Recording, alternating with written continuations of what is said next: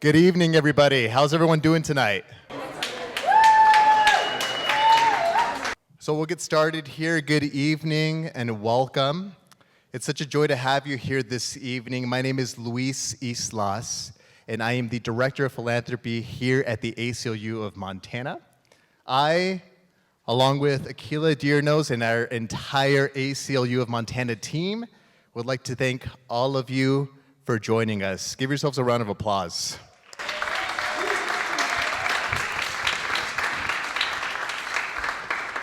Before we get started, I'd like to welcome a few folks who are joining us this evening so that you know who's in the room. If you are a current board member, would you please stand up? If you're a current staff member, please also stand up. Let's give them a round of applause for all the hard work that they put for this event and for all of our communities here in Montana. Additionally, I want to recognize the Wilma for having us this evening, the Top Hat for providing this delicious food, and if you haven't gotten some food, it's right up there. Go have some. Additionally, I want to acknowledge that this presentation is being recorded by Missoula Community Access Television as part of a media assistance grant donated to the ACLU of Montana by MCAT. Let's give that a round of applause.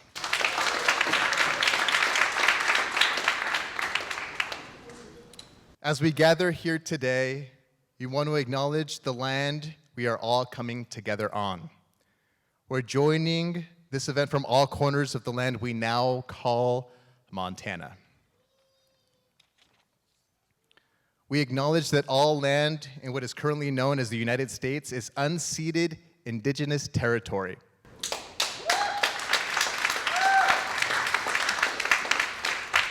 This land has been stewarded by indigenous people since time immemorial.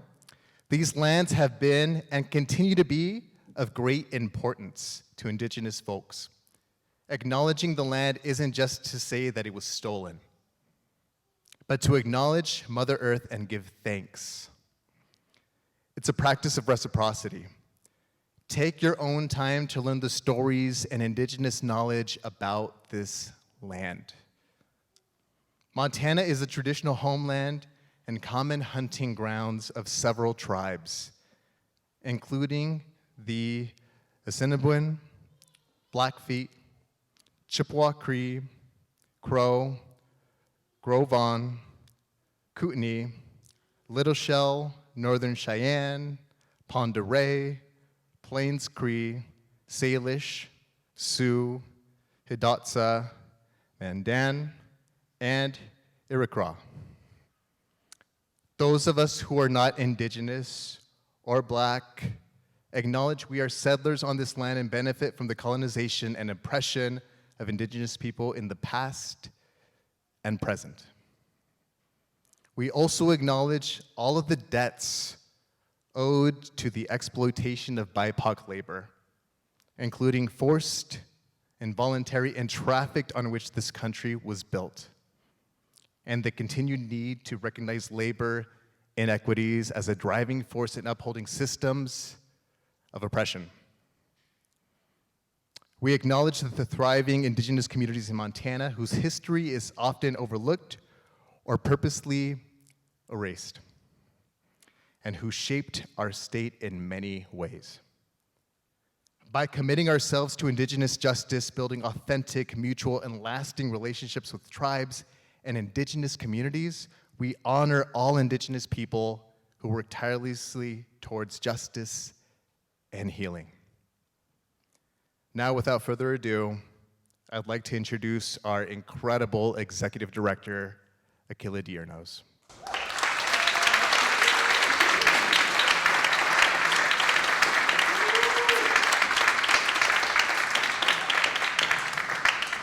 Okay, bear with me while I figure this thing out, if I can. Okay. Well, hi everyone. I'm Akila Deernose, the Executive Director of the ACLU Montana, and I'm so excited to see so many of you here tonight. Tonight we will be, I'm honored that we will be celebrating our event, the Catalyst for Democracy, recognizing Indigenous voting rights in Montana.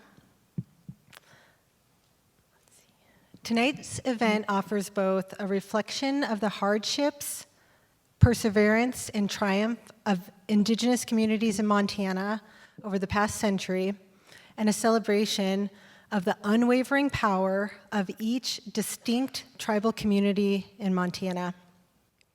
Today marks 100 years since the passage of the Indian Citizenship Act, a moment in history marked by many tribulations.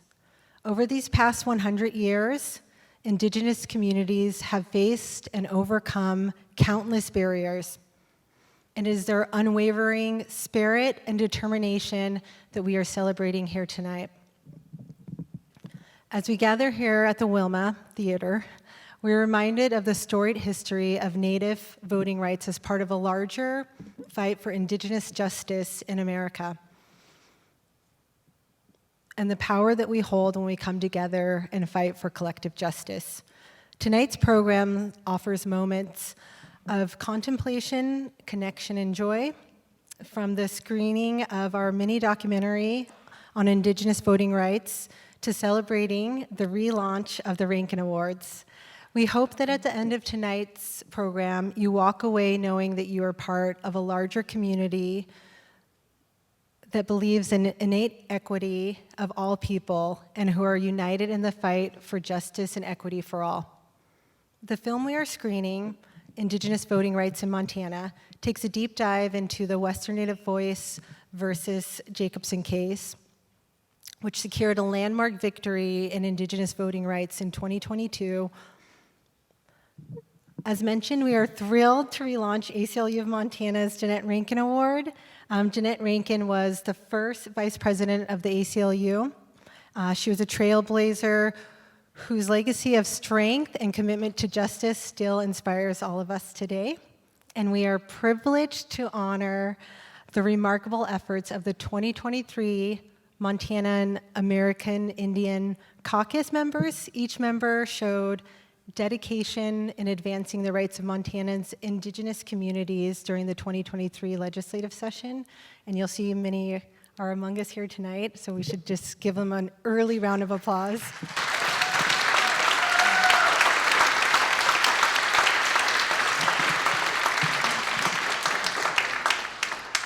Their tireless work embodies the very spirit of Jeannette Rankin and the mission of the ACLU to defend and advance civil liberties for all in Montana. We are proud to present each member with the Jeannette Rankin Award. And as we look forward to this election cycle and beyond, let's carry with us the stories and lessons of this past century. Let's continue to work in partnership with Indigenous communities to support building power across Indian country. Let's remember the power we hold when we join together in speaking up for equity and justice. Thank you for joining us here tonight and recognizing both the past and present struggles along the path to a more just and equitable Montana, and taking time to connect, find joy, and celebrate some of the wins along that path. We remain grateful to each of you for your unwavering support and partnership. Together, we can create a future where democracy is truly inclusive and representative of all people. So enjoy tonight's evening, and let's continue to be catalysts for democracy.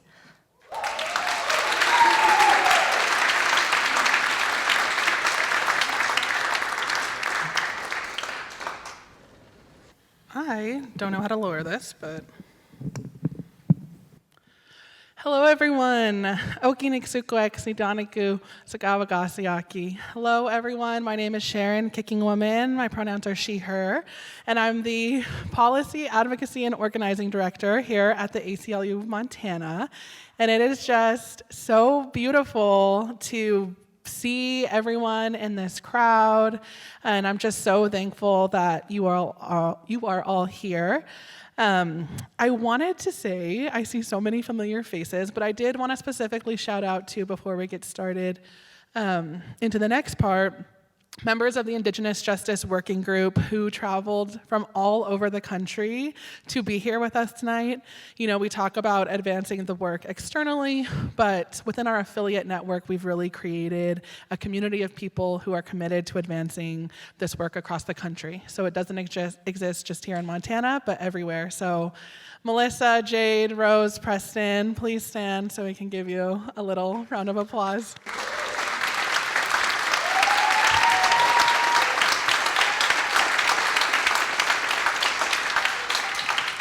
And then the next thing I would like to do in the spirit of the community, and as you know, I've sat here reflecting, thinking about how we build collective power. Events like this, being together, is one way to do that, and it's about treating each other good. It's about being good to one another. It's about being good relatives. It's about being good neighbors.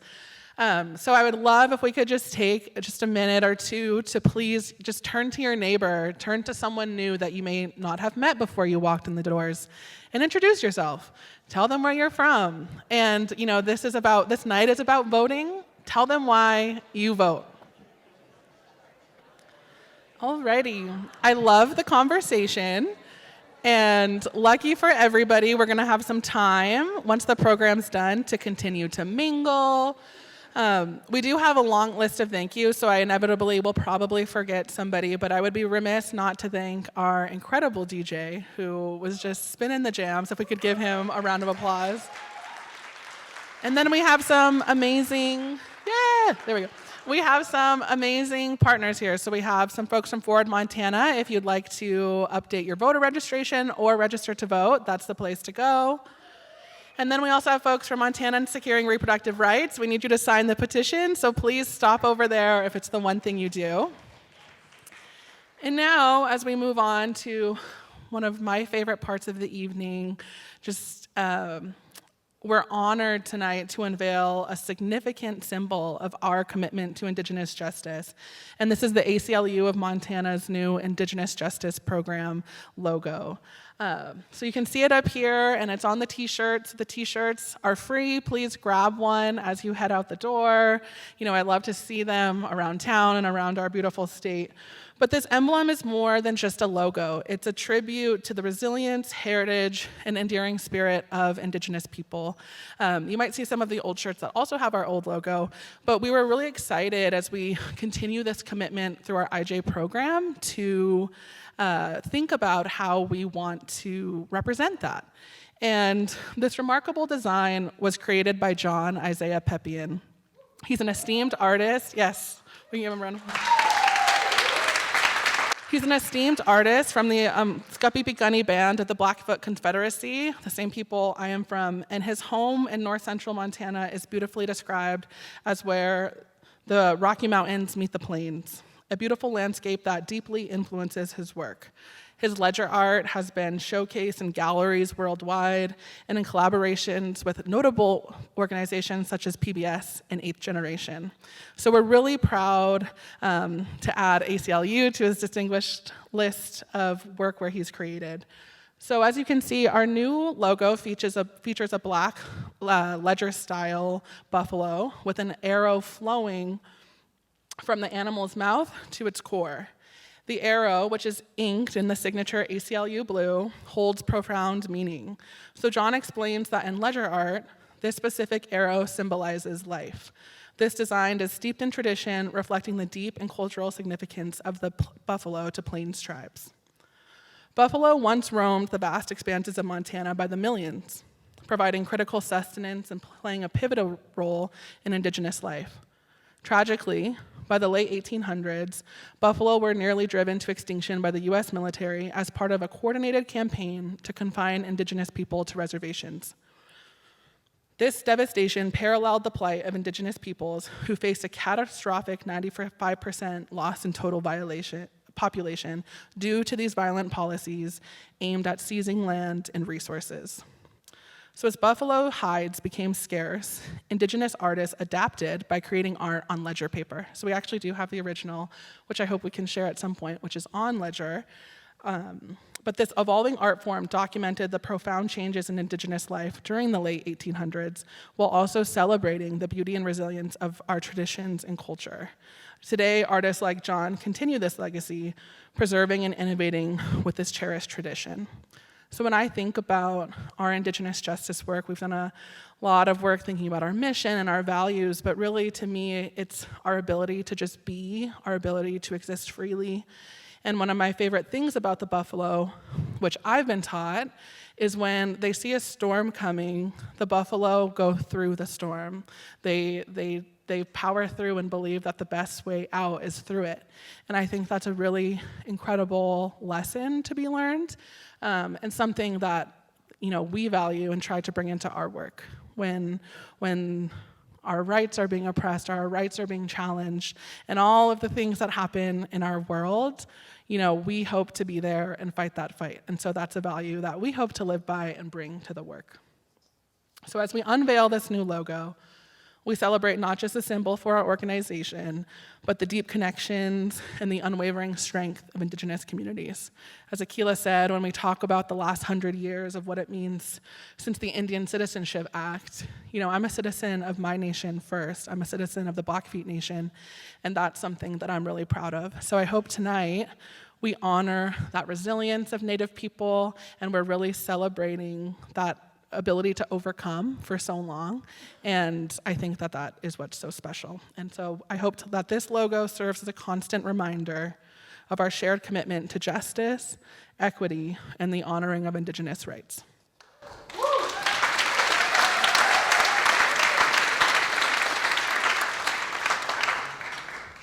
So, this evening, we're incredibly proud to screen the ACLU of Montana's mini documentary, Indigenous Voting Rights in Montana. And as Akila mentioned, the film tells the story of the landmark victory in Western Native Voice v. Jacobson, where we successfully fought against the state through laws that threaten to restrict voting access for Indigenous communities in rural parts of our state. So on March 27th, 2024, the Montana Supreme Court struck down HB 176 and HB 530, laws that would have ended Election Day registration and banned third-party ballot assistance. These services are pivotal for Native voters living in remote areas, and the court recognized that these laws unfairly burdened Native American voters, reaffirming their fundamental right to vote. So this victory was made possible by the unwavering dedication of Western Native Voice, one of our many partners, Montana Native Vote, the Blackfeet Nation, the Confederated Salish and Kootenai tribes, the Fort Belknap Indian community, and the Northern Cheyenne tribe. With the help of the Native American Rights Fund, the ACLU, and the ACLU of Montana, and Harvard's Law School Election Law Clinic, we stood strong and we won.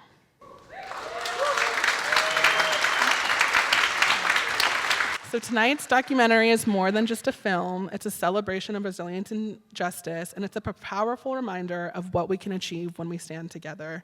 After we screen this, we will invite some folks up for a panel, but as you'll see, there's just some incredible folks who have contributed to Native voting rights for the last century. And some of them are with us today in this room and some are not, but we thank them for all their hard work and we hope you enjoy our short film.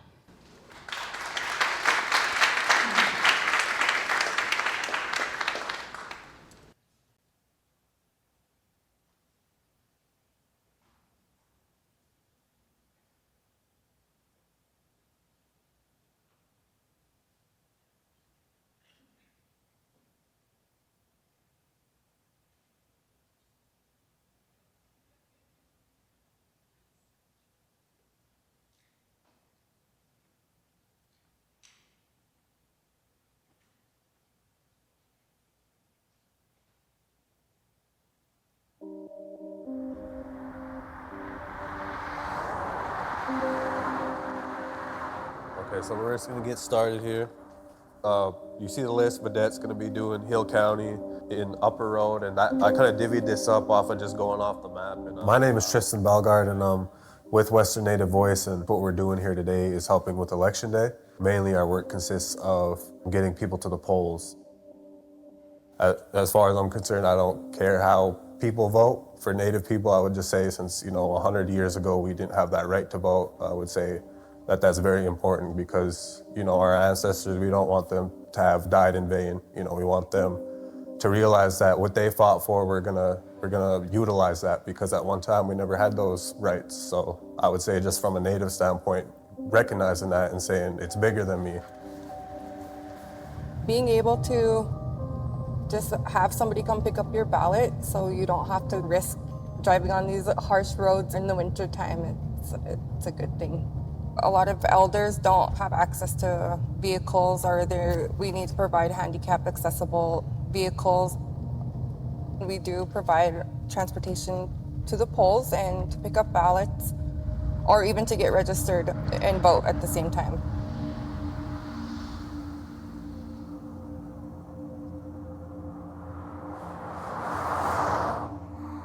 Hi, Twyla. My name is Ronnie Jo, and I'm with Western Native Voice. I'm just calling to see if you had the chance to vote yet. I would say we are fairly new to this process. Native Americans have not always had that right to vote. We became citizens in 1924. And for me, my grandpa was 14, so my mom would be the first one to fully participate in this process, and I would be the second. And I feel people think it's, a long time ago, but for me, it really wasn't. What our team is starting to do now is to door knock, just to let them know, hey, it's an election, seeing if they're registered to vote. Right now we're in Bighorn County, so they have to go to Hardin if they want to register to vote. Where we were at in Lame Deer, they have to go to Forsyth to register to vote. Each trip is about an hour to 2 hours, so that's also a challenge. Not everyone knows how it is to live on a reservation. Towns are like 15 miles apart. We have really bad weather. The roads are affected by that. We have limited hours in our post offices. Specifically where I lived, they were open 2 days out of the week, and it was like from 8 to 11, so you would have to make that window just to check your mail. I would say there's limited communication. We don't get service in all areas of our reservation, including Wi-Fi.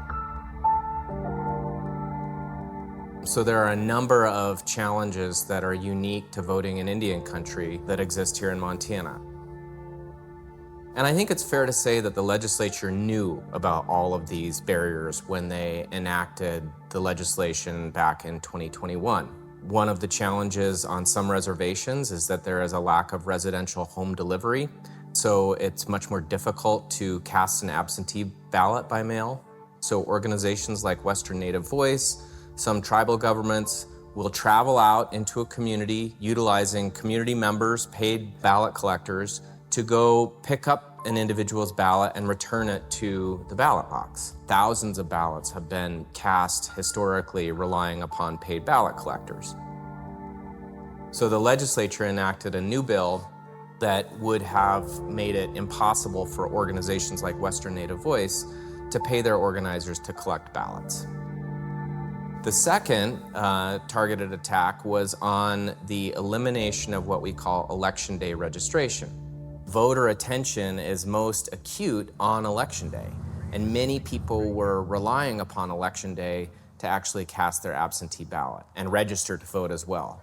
So that new law made it impossible for people to late register and cast an absentee ballot on Election Day, which again was one tool that was disproportionately relied upon by Indigenous voters in Montana. We, in collaboration with our allies and partners, filed constitutional challenges against the bills, basically arguing that they violate our constitutional right to vote, that they violate our constitutional right to freedom of association, that they violate our constitutional right to equal protection of the laws, and that they violate our constitutional right to due process. These lawsuits are just part of the ongoing narrative of policymakers not proactively doing the right thing for all Montanans, but especially Indigenous Montanans. And so it is our obligation as a group of individuals to hold them accountable in these ways. And so we showed up to Helena to provide testimony as to why these policies shouldn't go into place, explaining that there are ongoing situations and conditions that make restriction of access to voter registration and to the ballot a dangerous precedent and a dangerous condition to continue to nurture. And when those voices fall on deaf ears, then we have to take them to court for accountability. The Secretary of State, who was the defendant in the case, vigorously defended those bills. And essentially what Secretary Jacobson argued was, look, paid ballot collection could result in voter fraud, that somebody might, pick up somebody's ballot, change the ballot, and return it. And that on election day, allowing for late registration on election day poses a burden on some elections administrators. So setting aside a couple of things. One, there is zero evidence of voter fraud in the context of ballot collection in Montana. Zero, none. And two, even a minor burden on an elections administrator cannot be a good reason to deny an individual's right to vote. We were able to cross-examine them and demonstrate that, in fact, it's not really a burden on an election administrator to permit election day registration. And that, in fact, there is no evidence of voter fraud in the context of paid ballot collection. And in fact, when I cross-examined the Secretary of State's attorney, he testified that in order to find any evidence of voter fraud in Montana, he had to go to the Montana Historical Society and come up with some examples from 150 years ago. And it culminated in a 2-week trial this last August, in which, in a nearly 200-page order, a district court judge said, indeed, those two laws were unconstitutional and were therefore struck down. I think if past is a predictor of the future, that we are only going to see more and more robust attacks on the voting rights of any number of vulnerable sections of the voting public, from Indigenous people to disabled people to young voters, and that we, again, are just seeing sort of a wholesale effort to disenfranchise vast sections of the voting public.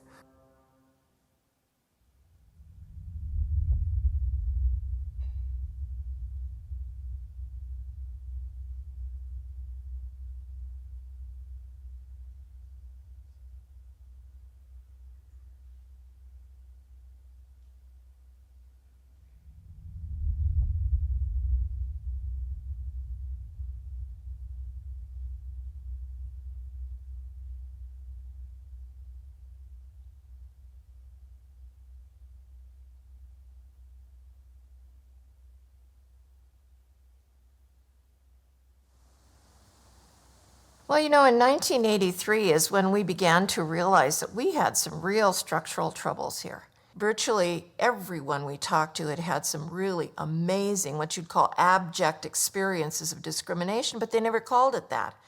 They called it, that's just the way it is. That's what they'd say. Well, that's just the way it is here in Hardin. We found out things that we never dreamt of. For example, we found out that there were 11 cases of deaths where it was definitely murder. In the community, the death was known as murder. But the coroner had ruled on 11 or 12 deaths in a period of 5 years accidental. That's just one example. We found a teacher, 35 years of this one teacher never awarded a child who was Indian over a C. 35 years of teaching. The more you found evidence, the more you realized every year brings such injury to your people.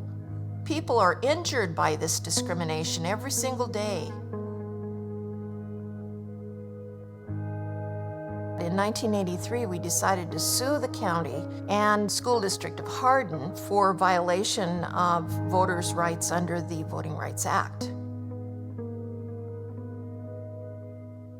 At that early stage in 1983, we were just at the beginning of understanding just how inequitable our county and our school district were in terms of delivering services that should have been delivered to all citizens, all children, and so on.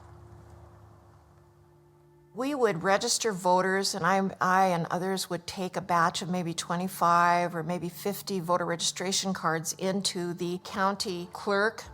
But when we asked for the list of voter registrations, the printout would come, of course, by precinct, and then we would keep a list of whose card we had taken in and find out that they weren't on the list. The clerk would say, well, you know, that's a third Eddie Littleite that you've registered, and we just don't think there's that many Eddie Littleites.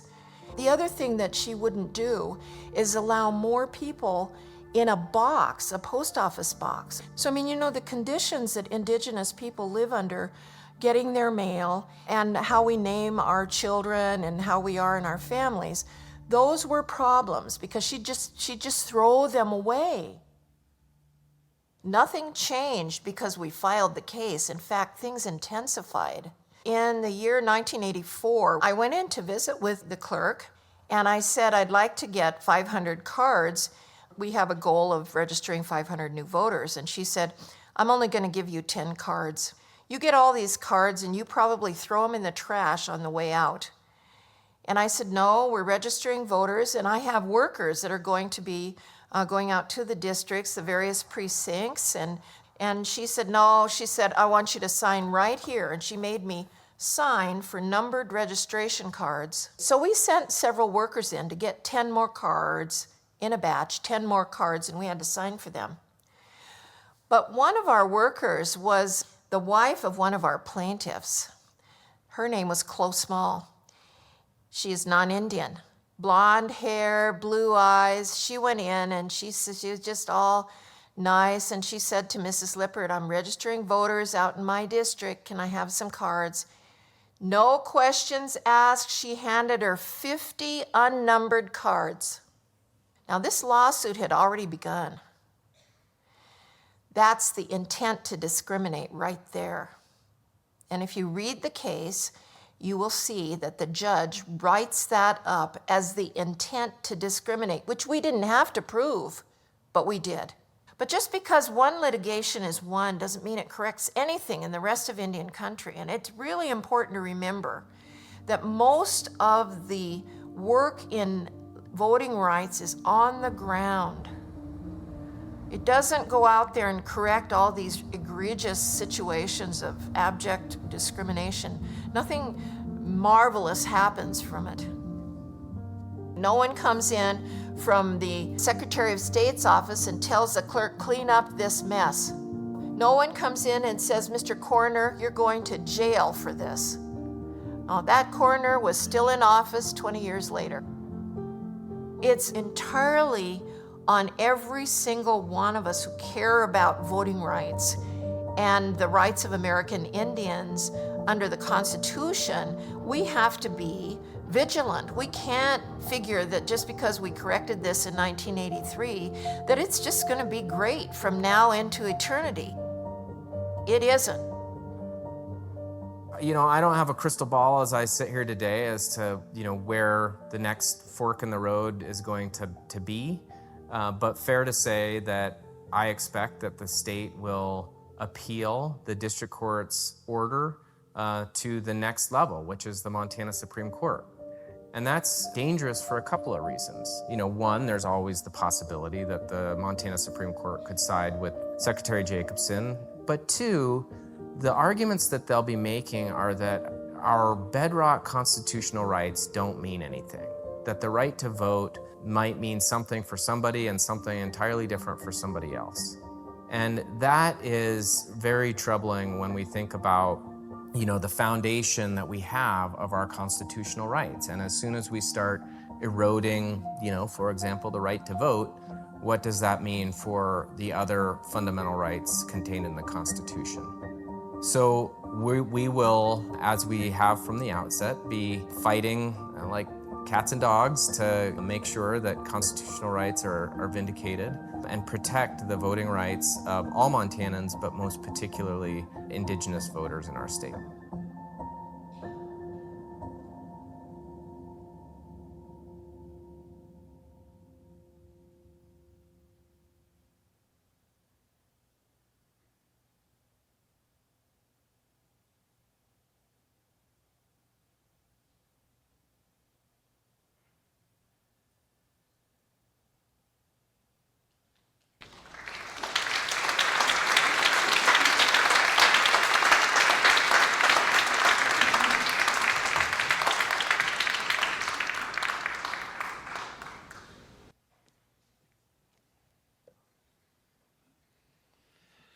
Take a moment to let that sink in.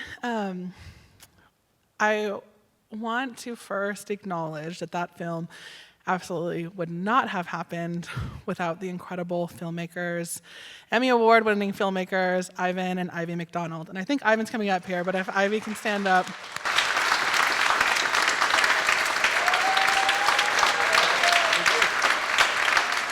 So moving to the panel portion, I know the panelists are coming up, so please be careful. It's a little bit dark back there.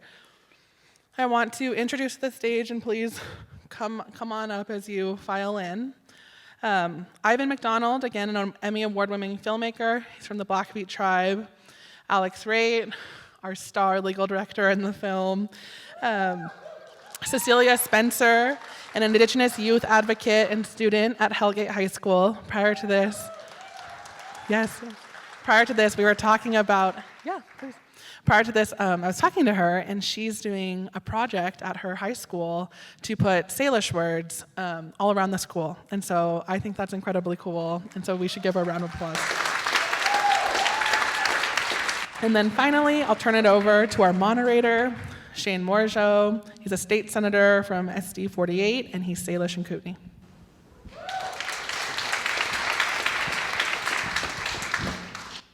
All right.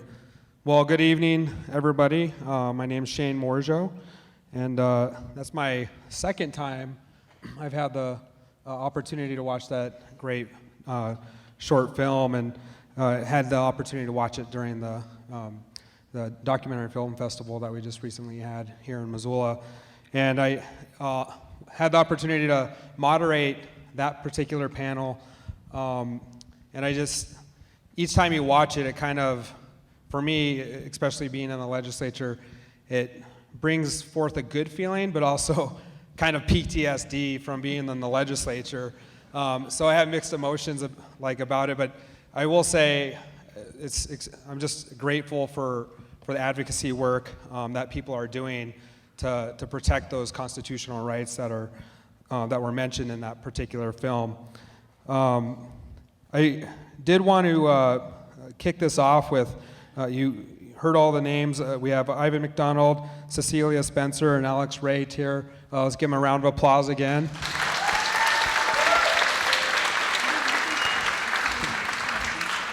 And fortunately, I know all three of these individuals, and I've crossed paths with them in various places throughout my life, so that makes this type of thing a lot easier.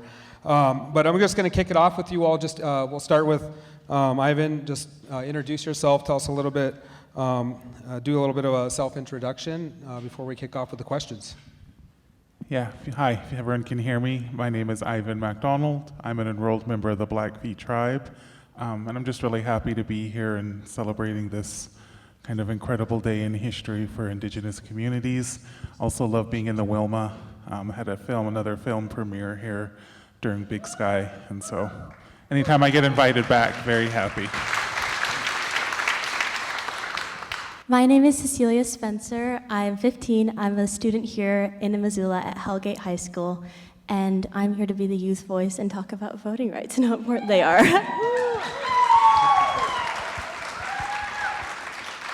Hey everybody, I'm Alex Raitt, he, him pronouns, Deputy Director and Legal Director for the ACLU Montana.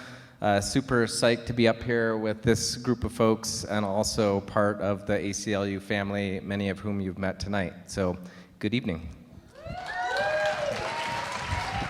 All right, well, it's cool to see the three different perspectives, because all three of those perspectives are so important in different ways, right?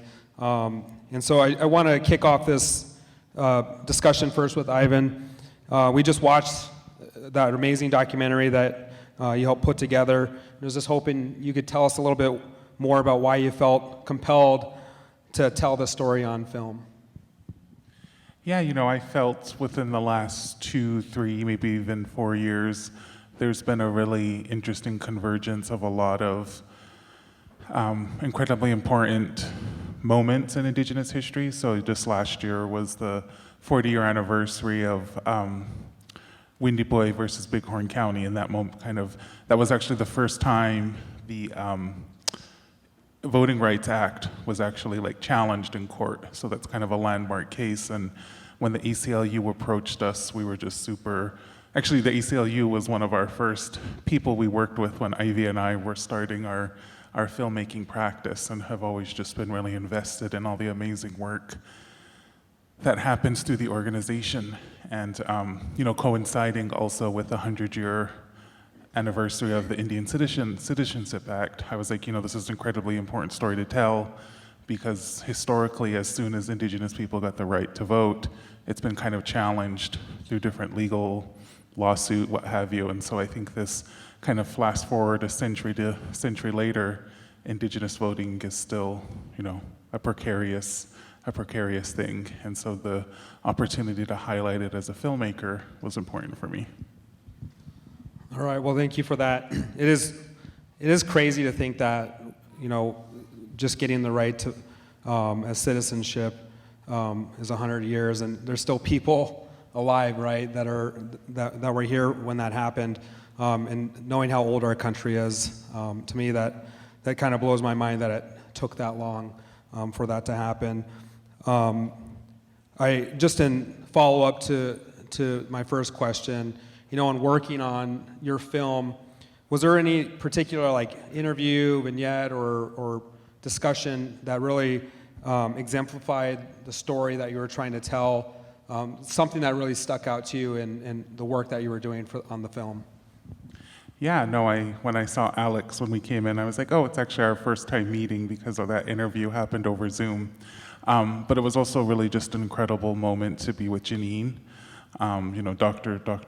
Dr. Pease, and had just this really awesome, incredible conversation with us. Our whole crew, when we were working and filming with her, our whole crew was kind of mesmerized by just her intelligence and her grace, and the way she could break down these really broad legal structures and systems to us. And we had actually planned, it didn't quite work out in the budget, but we had actually planned to go back because they still have all of the archives from all of the incredible testimony and evidence that they found over the 3 years that they were collecting evidence for the lawsuit. And pretty much all of that evidence is at Little Bighorn College. And I was just thinking of kind of that incredible piece of history for Indigenous rights, and kind of this, she always talks about how it was a group effort. Her name was just on there because through happenstance. And I think just for me, it was, as much as I had kind of known a little bit beforehand, it was working on the project, I think, was a really incredible educational experience. Yeah, thank you for that. I think about, I just was working at a satellite office, which we've fought for in Montana to be able to get better access, especially in our rural Native communities.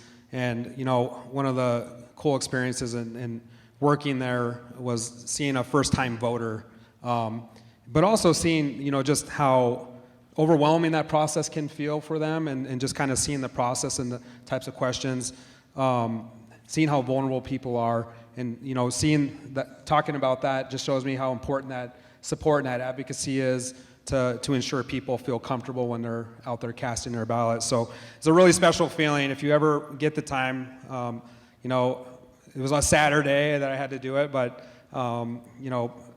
take the time to go out and work in office, because you get to interact with people, and if you're lucky like me, experience somebody voting for the first time.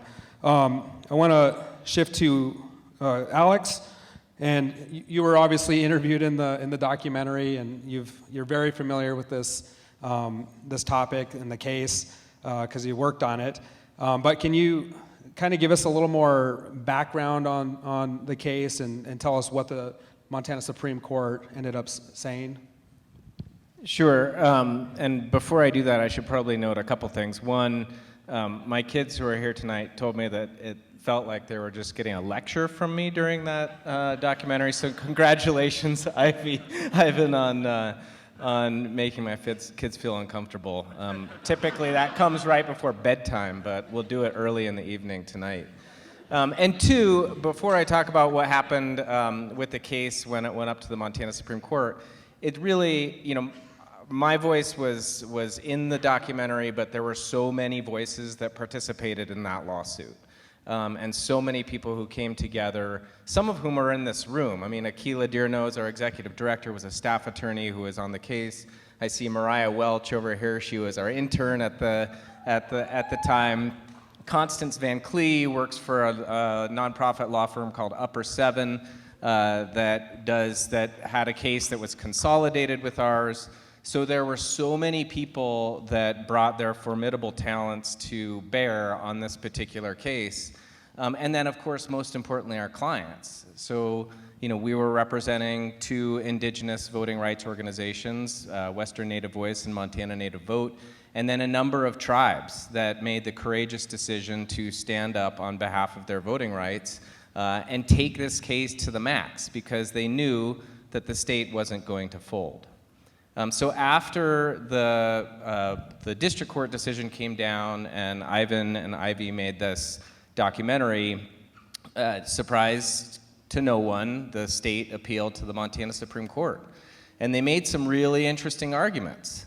First of all, they argued that, in fact, legislatures have complete authority to enact any laws that they want related to voting, to enact any restrictions they want when it comes to voting. And there are some really disturbing parallels with the ways that the legislature has behaved in recent sessions. Shane knows better than most. So for example, the legislature decided that they could censure the first transgender legislator in Montana. And what these arguments are doing is eroding the way that we dignify or the way that we treat one another in political spaces. These spaces are already violent, these spaces are already re-traumatizing, and in this current political climate, just going into those spaces becomes that much more harmful, in particular to black and brown bodies. So at the Montana Supreme Court, we argued a couple of things, but most importantly, that our Constitution is different. And the people who came together in 1972, over 50 years ago, decided that we were going to grant greater constitutional rights to the people of Montana. And it wasn't just to the white people of Montana, it's to everybody in Montana. And so we argued that the constitutional right to vote that is in our Article 2 means something more than, for example, the Voting Rights Act that exists in federal law. And we knew that we were asking the Montana Supreme Court to take positions on constitutional provisions that may be out of step with the federal Constitution. But we felt strongly that this piece of paper, the Montana Constitution, and this court were in a position to do that. And just a couple of months ago, in an extraordinarily long and thorough opinion, they did just that. And they affirmed the principle that every Montanan has a right to vote and that the state legislature cannot arbitrarily deprive individuals of their access to the ballot box. And I believe, yeah, thanks.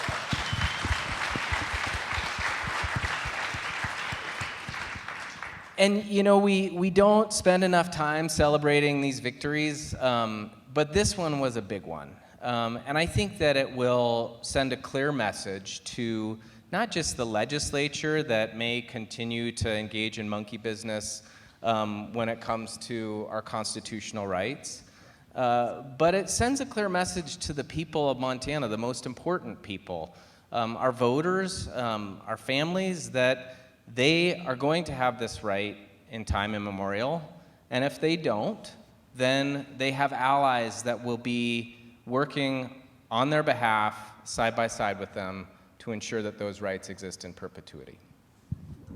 Right. Well, thank you, Alex. I know that we've had a lot of litigation. I think there's even a couple websites that track the litigation that we have after the legislature and the number of bills that get litigated and that get overturned that are unconstitutional. Obviously, there was other bills before this, whether it was satellite office locations, being able to hand someone your ballot to turn it in for you.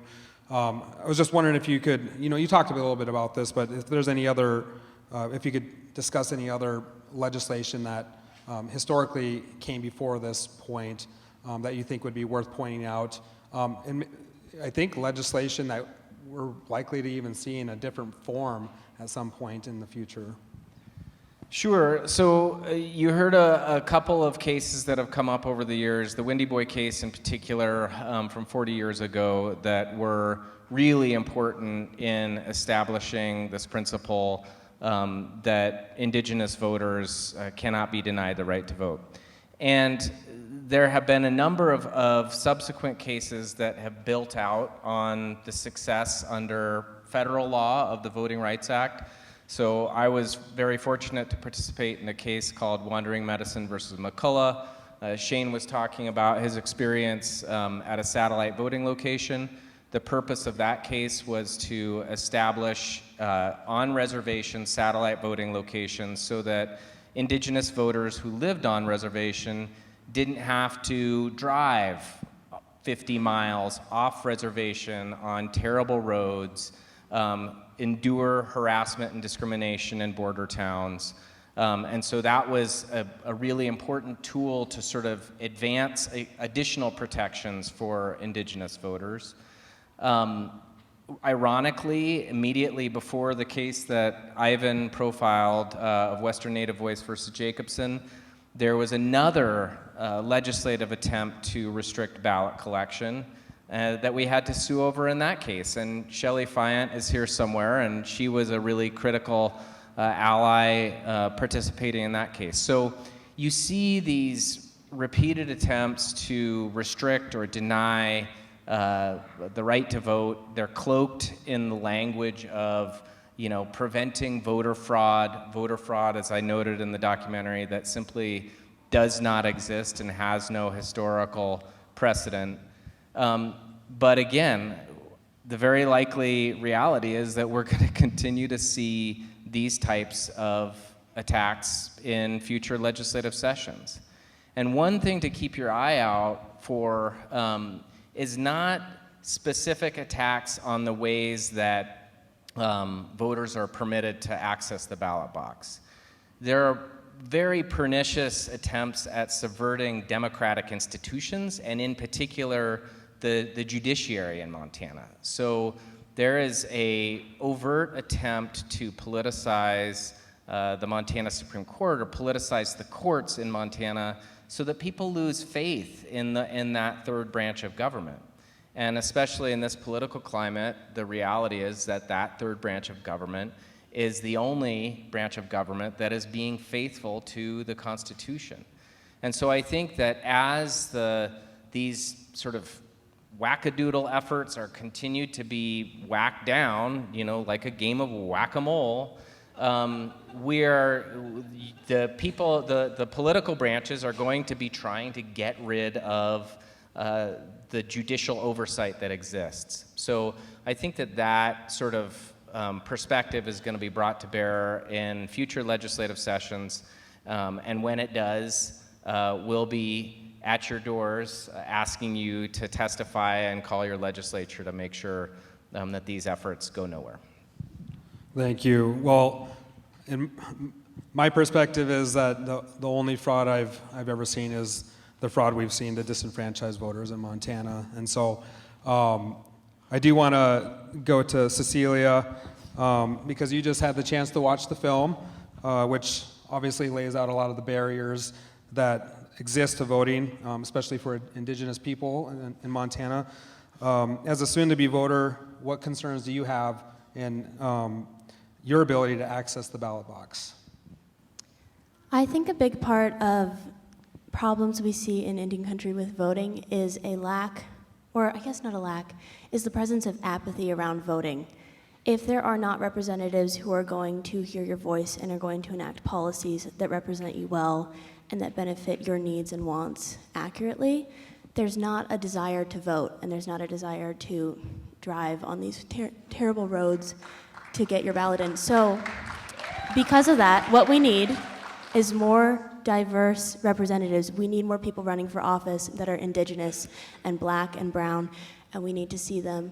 In schools, we need to see more people being encouraged to participate in politics. We need to see people that are excited to vote and excited to participate in our democracy, because 100 years ago, we weren't allowed to vote, and now we get to, and we need to be so excited about that because it is such an important part of being Indigenous and of being American, because we fought really hard to get this, so we can't waste it. We have to take advantage of it. All right. Well, thank you for that. I think you kind of answered part of the second question I have. But, you know, I hear this a lot, even today, that it's like my vote doesn't matter. It's not going to make a difference. Can you tell us, you know, maybe you can expand on why you think it's important to vote and why your vote does matter? Can you tell us why you think our vote does matter? I think a big part of the voting that is so important right now is preserving the future. We're not just voting for the present currently, we're voting for the generations that are going to come and that are going to be able to vote. And part of being Indigenous is we always think ahead. We are people of vision, as CSKT says, and part of that is thinking down the road and thinking to your children's children and voting towards them. And so a big part of that is the tribal colleges, actually. They're a big part of that. They help steward the young people and help guide them into voting and guide them into politics. And my grandma actually worked with Western Native Voice a lot, and so I'm really grateful to have lots of strong women in my family who are in politics and have encouraged me. And I think really it's important to vote to preserve that, to be stewards of the future generations and stewards of the land, because if we don't do it, nobody will. So.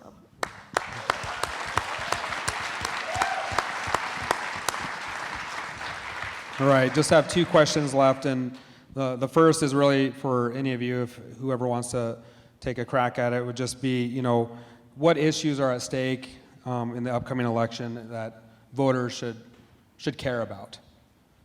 Feel free, any of you, to take a stab at that.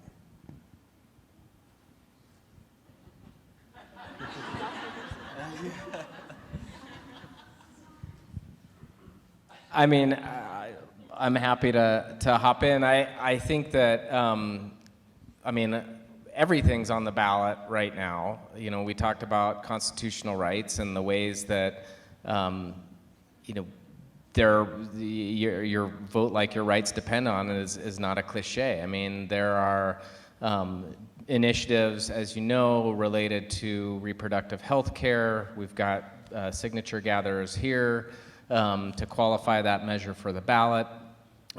And we have really important seats that are open, candidates who are incredibly qualified, and we only ask that people educate themselves on, you know, who is running and what their positions are and what those positions mean for each individual, your families and your communities, and that you vote accordingly. At the end of the day, for us, what's most important is that you have the ability to vote. And so that's the work that the ACLU and organizations like the Native American Rights Fund, organizations like Western Native Voice, that we do on a day-to-day basis, is just to do everything we can to eliminate the barriers so that you have the ability to cast an informed ballot. I think this year especially, it sounds cheesy, but our democracy is kind of on the ballot. So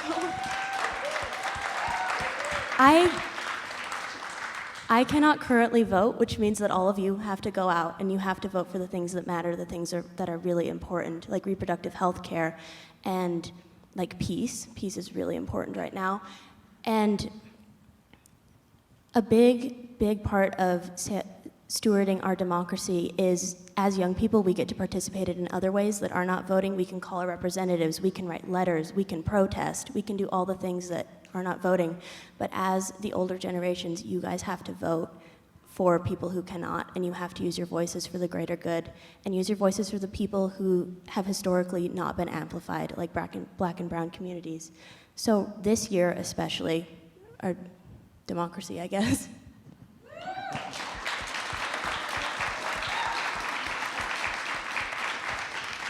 Yeah, I think for me, I would have to say, I think of this upcoming election, but also kind of a legislative session right after. And, I think that just there's been sort of this, I think the idea of Indigenous rights, Indigenous sovereignty, whatever you kind of call it, is kind of this existential threat for a lot of people in our kind of legislature. And I think just the way with the political kind of divide widening, and I'm just, I think every single one of the projects I've done up to this point has had some sort of, you could find some sort of action against in the legislative session, like my documentary Bring Them Home, which is about the Blackfeet rewilding bison. Like, Montana is probably the most anti-bison state in the country when it comes to legislative bills that come down to challenge.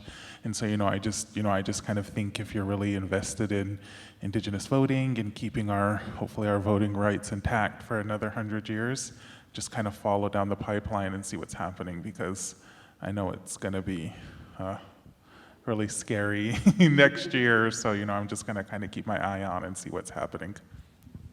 All right. Well, you guys basically answered my last question. What inspires you to? I think maybe I could ask this, I guess, because I think we already know, what you do to support Indigenous peoples, and whether it's through your work in the legal world, or film, or your advocacy, Cecilia, and I appreciate you hitting on that. But I guess I'll just put this last question out to Alex and first, and then Ivan. Just what inspires you to care about voting? Well, Cecilia inspires me.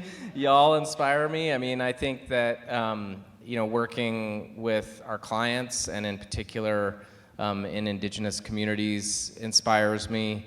The history of this country is reprehensible, built on original sins that we have a long way to go to atone for, and we need to keep showing up. And the things that inspire me are the people that I know that face incredible adversity and yet continue to stand up. And we, as a white man, I owe it to those people to stand with them and to do everything that I can to amplify their voices against the forces of darkness, such as they are. Once again, cannot vote, but a big thing that inspires me and that I feel so strongly about is that there is a lack of Indigenous representation in almost all political spaces today. I'm not saying there's none. There are people like Shane who are pioneering that work, but there is not enough. There are not enough people advocating for our rights and advocating for our wants and our desires. And part of voting is being willing to take up space in those areas, because as a brown person, you cannot be afraid to take up space and to be loud and to stand up for what you need. And so part of participating in our democracy is advocating for yourself and advocating for the people who cannot advocate for themselves and who have been historically disencouraged to be loud and to have their rights. So part of voting is definitely taking up space and getting your rights, because no one else is going to do it for you. You have to do it yourself. Well, I appreciate that, Cecilia, and I'm glad you answered that, because I think you added some really good perspective to that question, actually. I think we'll end it with you, Ivan. The question was about... Yeah, what inspires you? Oh, yeah, no, I mean, I'm continuously inspired by, I think everyone that just is invested in speaking in the context of Indigenous lived experience, and just the people who are invested in that. I was telling a story to, we were at a film festival a few weeks ago, and I was telling the story of my tribe, and I was like, yeah, Indigenous people have already lived through the apocalypse. We've already lived through the apocalypse. We came out on the other side. Yeah, we were a little worse for wear, but it's the saying is what we're still here, and so you kind of understand that. I'm just inspired by Indigenous people because I think we're some of the most stubborn people in the world. The fact that we haven't given up yet. It's 300 plus years of colonization, and we're still here fighting, and still fighting for our language and our culture and our ceremony and just everything that makes us who we are. And I'm just continuously inspired by what I see happening in Indian country, because I feel that as much as the stories my sister and I, my other collaborators have told, there's countless others that will inspire people in some way. And so I'm just, if you really want to get really inspired, I think maybe do it the grassroots way and see what's happening in your community, see what your people are doing, and it continuously inspires me every time I'm engaged in that kind of work.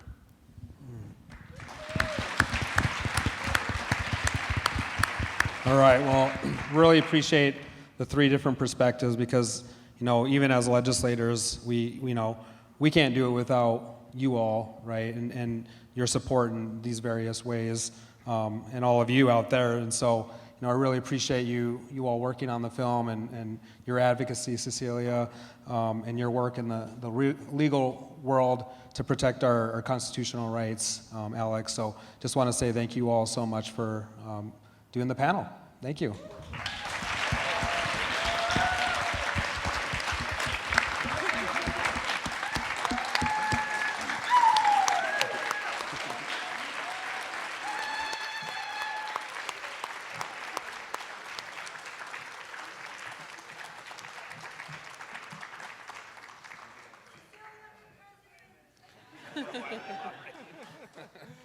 Good job.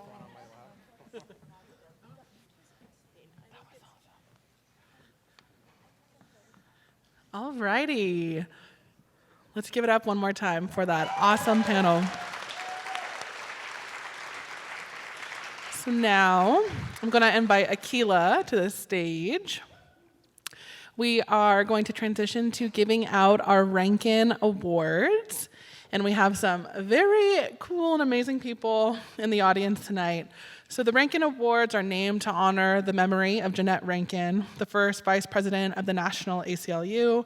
And these were created in 1991 to acknowledge the significant contributions of individuals and/or organizations who, like Jeannette Rankin, demonstrate the strength of character and commitment to principles embodied in the ACLU's mission and vision. So I'm going to read a little bit about why we chose these folks, but this year we're incredibly delighted to introduce the recipients of our 2024 Jeannette Rankin Award. And tonight we proudly honor the members of the Montana Legislature's 2023 American Indian Caucus.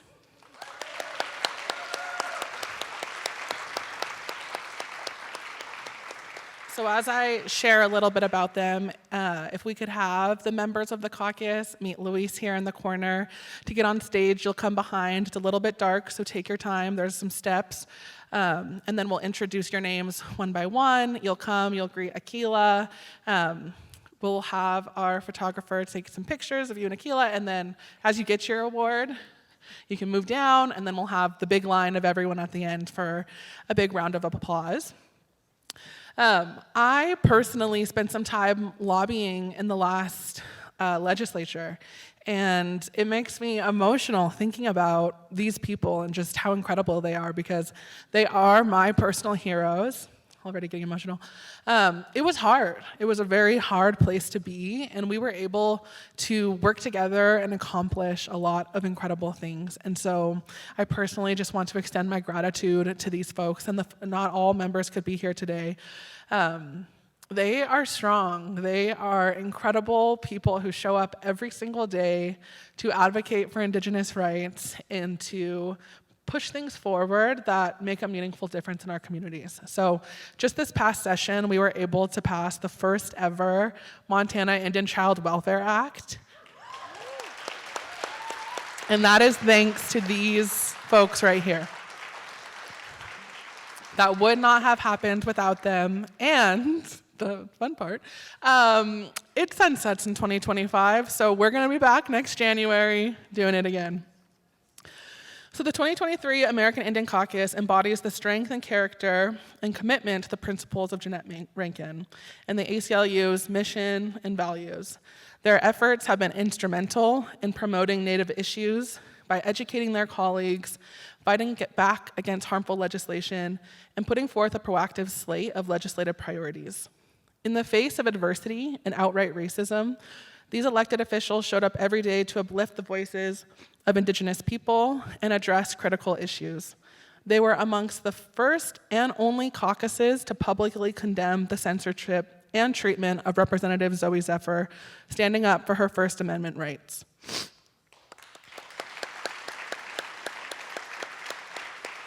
Montana is unique in that it's the only state where the percentage of Indigenous elected lawmaker exceeds that of the state's overall Indigenous population, highlighting the power of the Native vote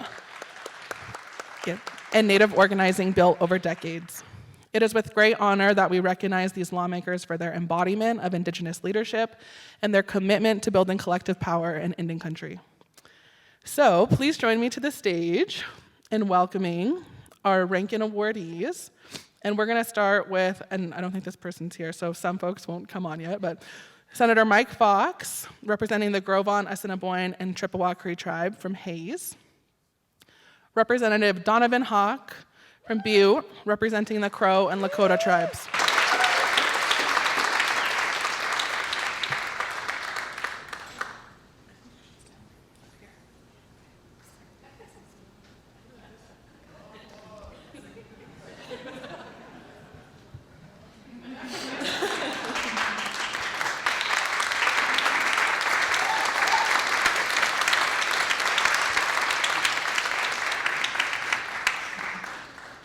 Next, we have Representative Rhonda Knudsen from Culbertson from the Turtle Mountain, Chippewa, who is not in attendance with us tonight.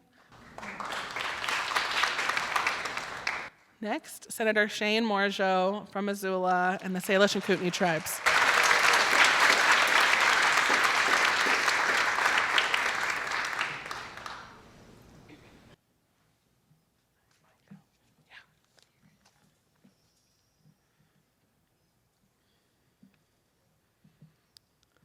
Welcoming Representative Tyson Running Wolf from Browning and the Blackfeet Nation.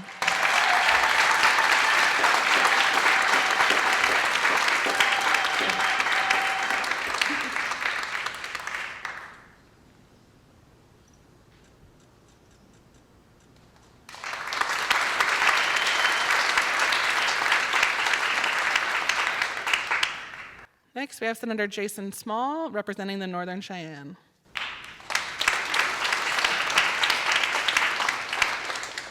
Representative Frank Smith from Poplar from the Assiniboine and Sioux tribes. Representative Sharon Stewart Paraguay from Crow Agency representing the Crow Nation.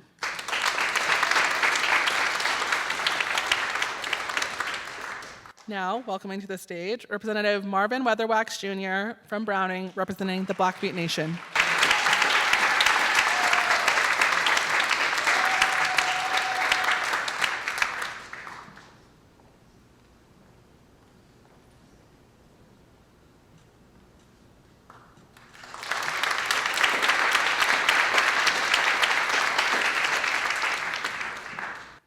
Welcoming the amazing Senator Susan Weber from Browning, representing the Blackfeet Nation.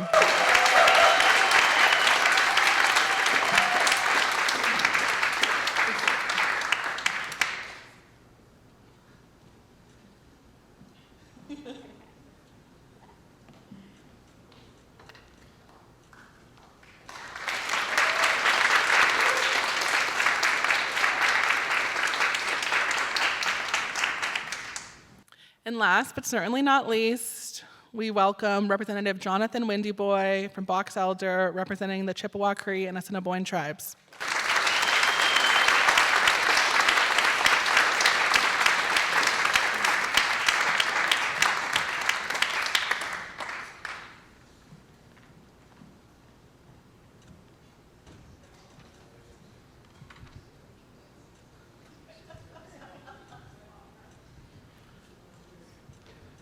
We also want to welcome up to the stage Lance Forstar for his invaluable contributions as director of the American Indian Caucus.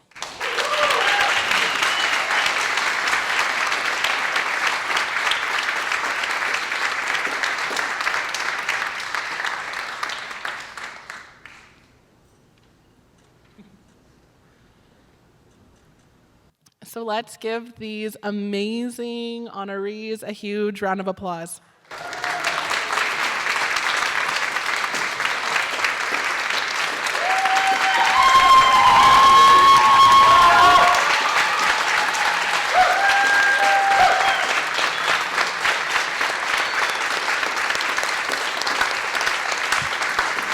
So now we're going to turn it over to a member of the caucus to speak on behalf. I don't know who was identified, but please. Thank you very much, Sharon. Thank you, Akila. I want to give you a little bit of history, so if you'll kind of give me a little bit of time here. I've been in the legislature for 22 years. And the reason how I got in there, why I got in there, is because during the 2002 election, I was the chairman of the Montana-Wyoming Tribal Leaders Council at that time, and they sent me to Helena to advocate on a human services bill. My representative in my district was on the committee I presented to, and he voted against the initiative of why I went there for. So as I walked out the room, he tried to stop me. You don't know how things work here, Windy Boy. I told him I may not know how things work here, but next year in 2002 election, I'm going to take you out. I did, and I'm still here. And that's the importance of why it's important, of why we need to be involved. Apathy, I heard from the last panel. It's true, because we just had a school board election in Rocky Boy a couple weeks ago. There were 7 candidates running for 2 seats, 2 3-year seats. The first place, the highest vote getter, got 16. The next 3 had a 3-way tie of 15, and now they have to have a special election. Kind of crazy how that works. But that's why it is important that we need to get out. We need to get out and vote. We need to do whatever needs to happen, because there is lack of representation at our own doing. Why? Because when we had the Indian Child Welfare Act that was presented in this last election, Akila called me up. And I thought that was the one that she was calling me about, but it was the Indian Ed for All accountability one that they were representing.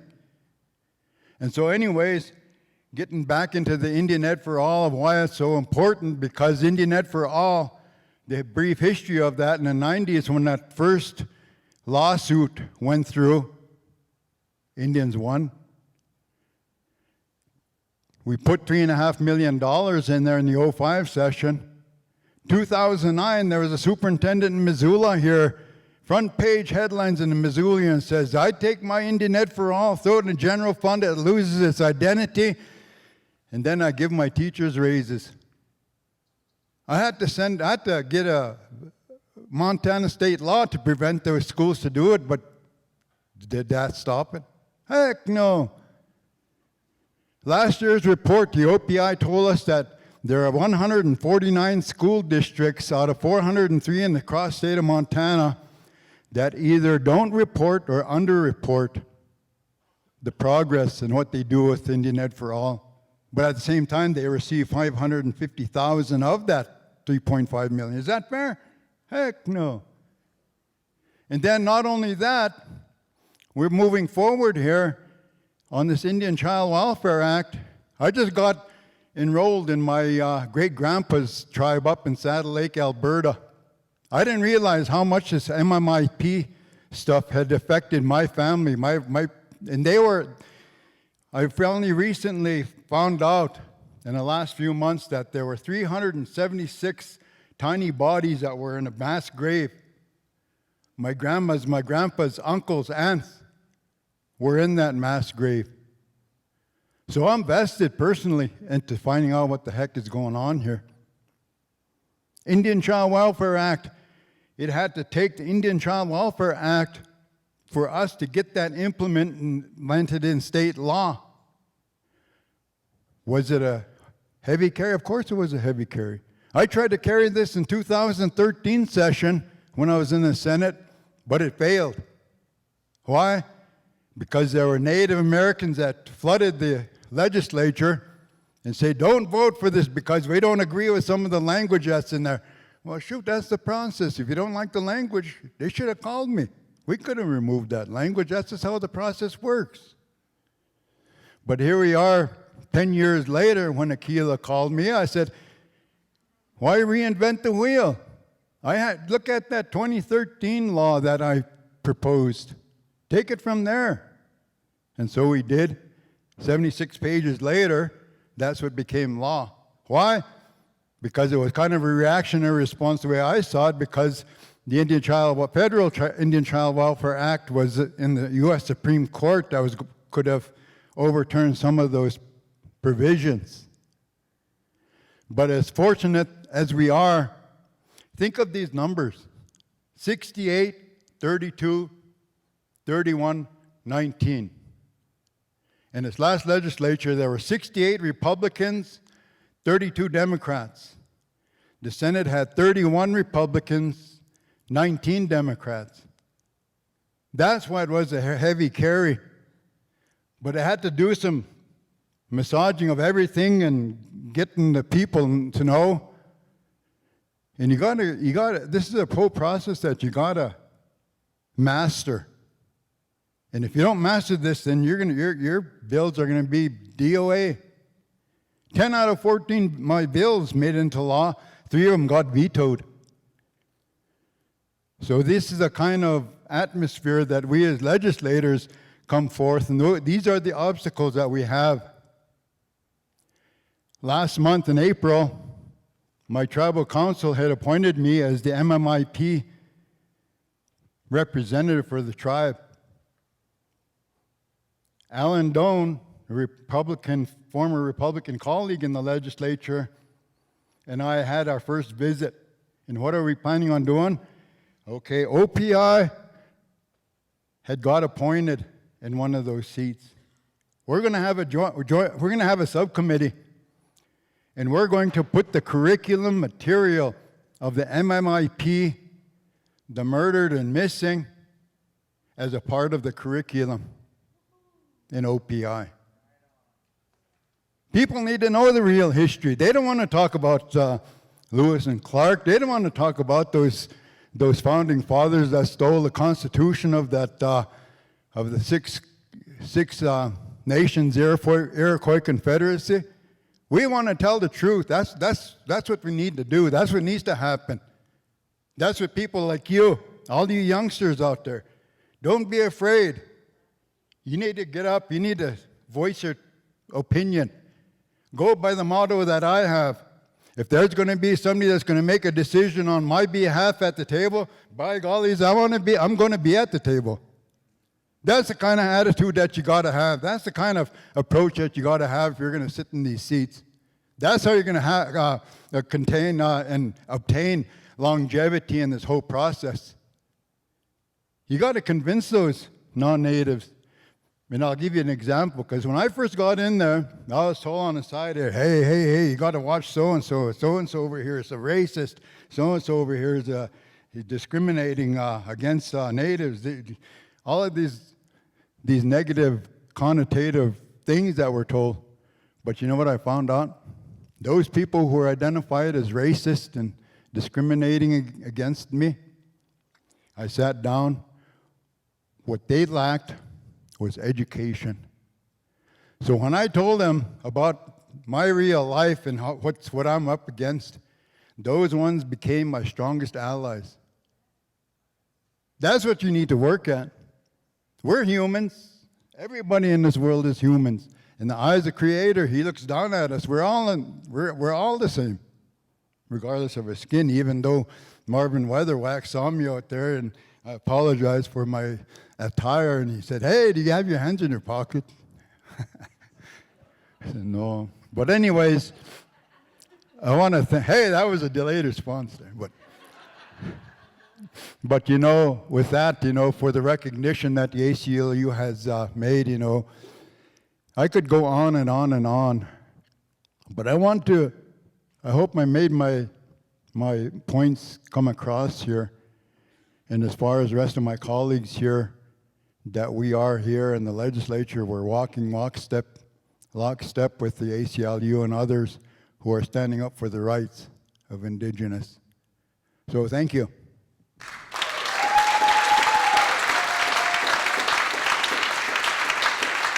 Well, Jonathan's always a hard guy to follow up after. I sat on Senate Finance with him, and so we have a lot of fun in there with our conversations that we have with the committee. Jonathan is always one of those people who is not afraid to, and I quote unquote, to keep it real in the legislature. So really enjoy working with him on a lot of the committees.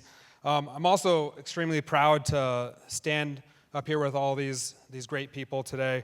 And Lance as well, especially Lance, I should say, because you know, it's a tremendous thing to have that type of support, to have a staff person dedicated to provide support to us during the session. And we have things coming at us left and right. And so it's kind of nice to have someone there to help ground us and keep track of things. So just want to say thank you to Lance Four-Star again. Let's give him a round of applause.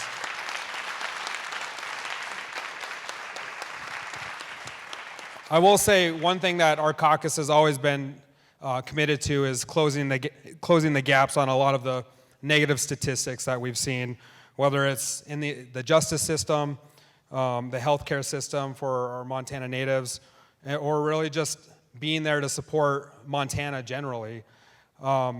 We really are, in my opinion, a check and balance on equity in our governmental systems, especially for marginalized people and working class Montanans. I feel like when I think of working class Montanans, I think of people that I grew up with in my community on the Flathead Indian Reservation. We also spent a lot of time killing a lot of anti-Indian bills. Over the years, we've spent a lot of time playing defense, I'd say, and I think everybody would probably agree with that. But what's amazing about all these people right here is we've started to play a lot more offense, bringing bills forward, pushing those issues forward that our communities really need, whether you live in Missoula like I do, or you live, you know, in Lame Deer, right? And so we've had some success in passing some bills to improve the quality of life for all Montanans. And some of the bills, though, I think that are worth mentioning that we defeated last session, and that we've defeated with a lot of the support of all of you people who support organizations like ACLU, and killing a lot of those unconstitutional bills. But during the session, we killed some bills that I think really undermine tribal sovereignty, our first Montanans, whether that was a bill to try and allow big game hunting on Indian reservations, undermining the reserved rights of our first Montanans.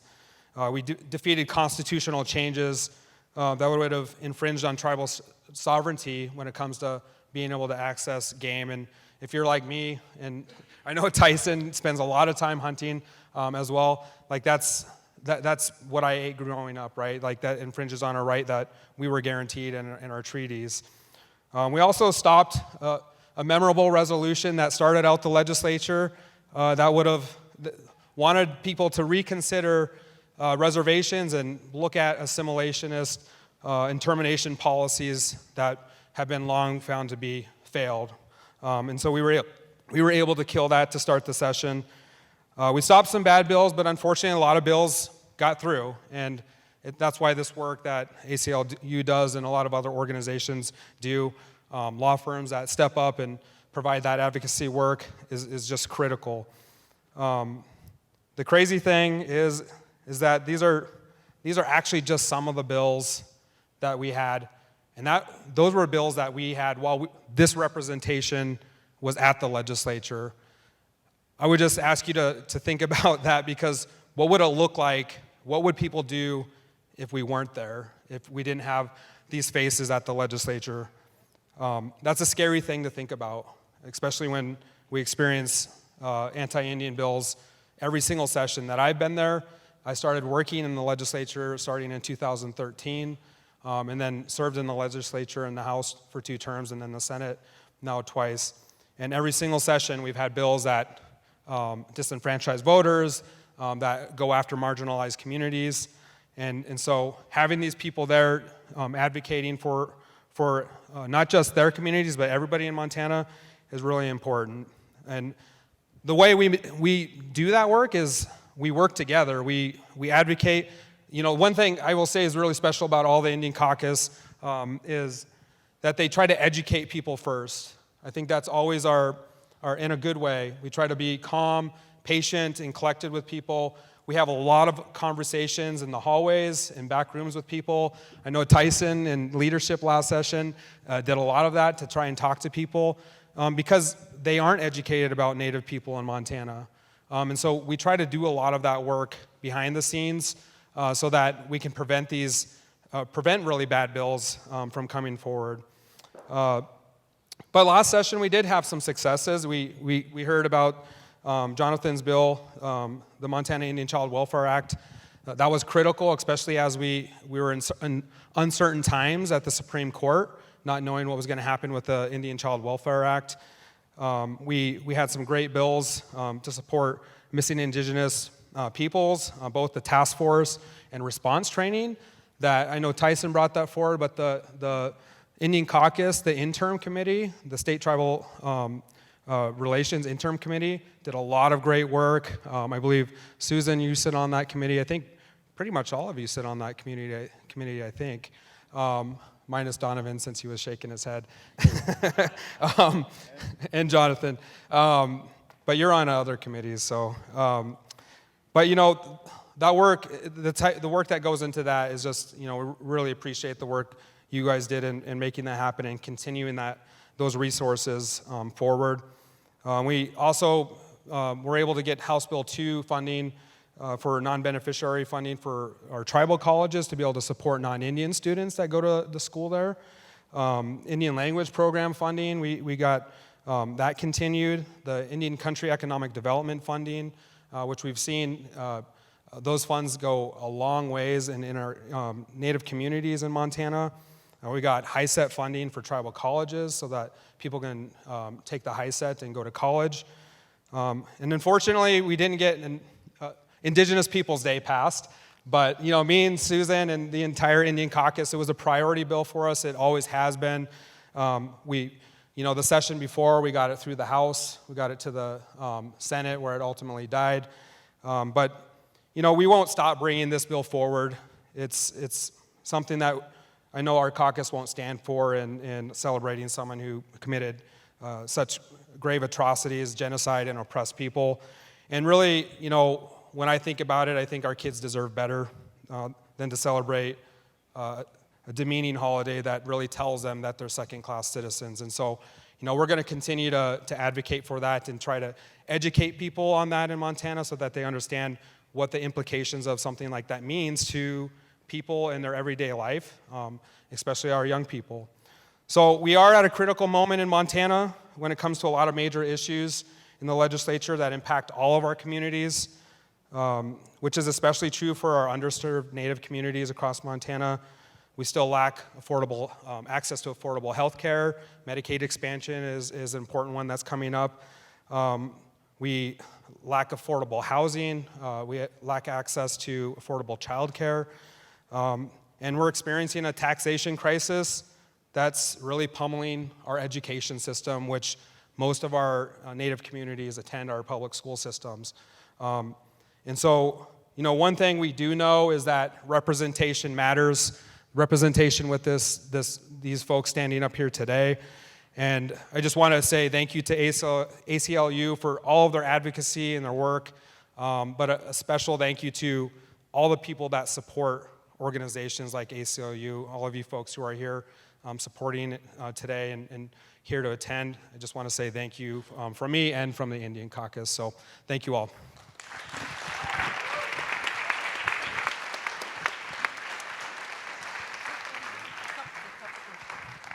Thank you.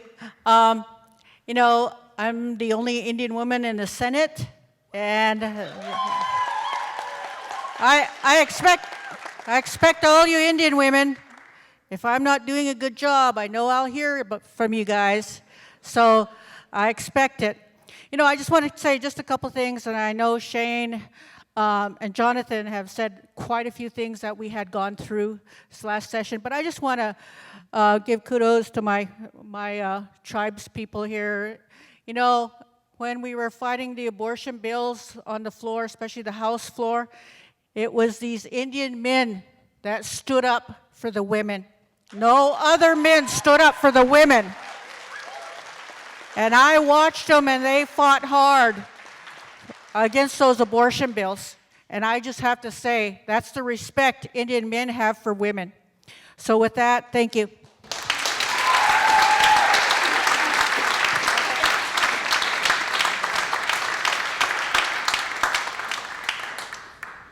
And with that, let's give it up one last time for our Rankin awardees.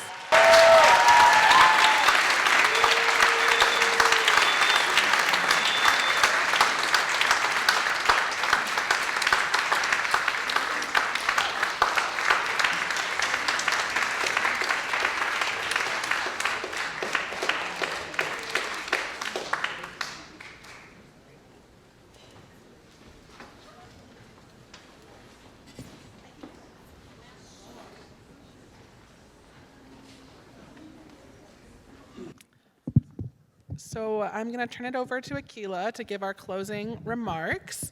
Thank you all once again. I just have so much gratitude for your presence and just being better to build a better Montana. I can't say how inspiring it is to see all of your beautiful faces. My last two comments is please, please leave with a shirt or two or three. Make sure you're registered to vote and stop by and sign the petition if you want to protect abortion rights in Montana.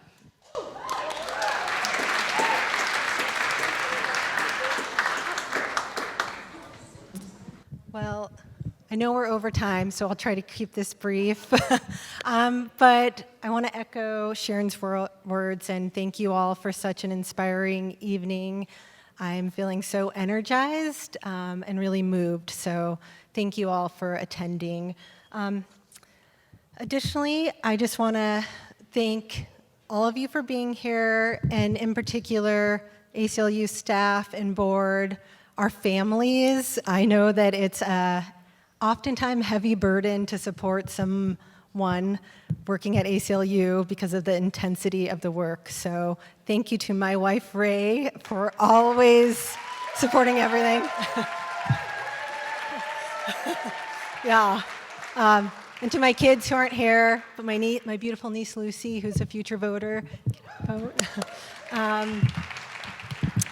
And I want to offer a heartfelt thank you to the Rankin awardees, the members of the Montana Legislature's 2023 American Indian Caucus. One more time.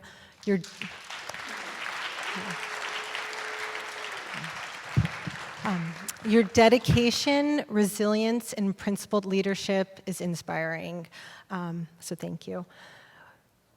Additionally, I want to reiterate our gratitude to all of our ACLU supporters. Your generosity, your support, and belief in our mission allows us to continue to fight for Indigenous rights as well as other critical civil rights issues. Over the past year, we've seen how significant your support is in allowing us to do the work to ensure that everyone has civil rights and civil liberties, such as what we saw in the documentary, ensuring that everyone has equal access to the ballot box. And tonight, I ask you to continue to stand with us. Your contributions are vital to us continuing our work. Please consider making a donation of any amount so that we can continue to protect civil rights and liberties for all. Lastly, I want to thank all of you once again for joining us in celebrating Indigenous justice and the Indigenous vote in particular in Montana. And I want to remind you, as many of already have, that democracy is on the line. And so in order to safeguard your rights, you have to get out and vote. This year is an election year, so we have great power to shape our future, but that only works if we actually go out and exercise our right to vote and speak up on the matters and issues that matter the most to us. And so together, if we stay in conversation, in community, and in connection, then that's how we build collective justice, and that's how we ensure that Montana and the democracy in general remains a place that's inclusive of all, and that we build a future in equity and justice. So thank you.